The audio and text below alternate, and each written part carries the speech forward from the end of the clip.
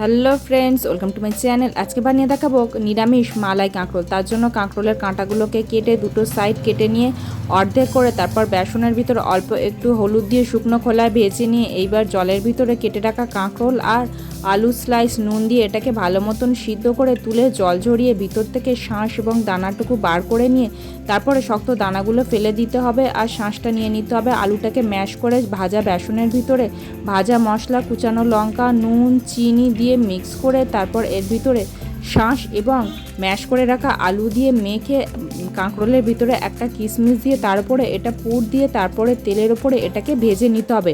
লাল লাল করে ভেজে তুলে নেওয়ার পর যেটুকু তেল থাকবে তার ভিতরে গোটা গরম মশলা, হলুদের গুঁড়ো, অল্প একটু জল দিয়ে কুচানো কাঁচা লঙ্কা দিয়ে ভালো করে ফুটে উঠলে প্রথমে দুধের মালাই, তারপর নর্মাল দুধ দিয়ে মিশিয়ে চিনি, নুন দিয়ে তারপর কাঁকরোল, গরম মশলার গুঁড়ো, ঘি ছড়িয়ে নামিয়ে সার্ভ করুন।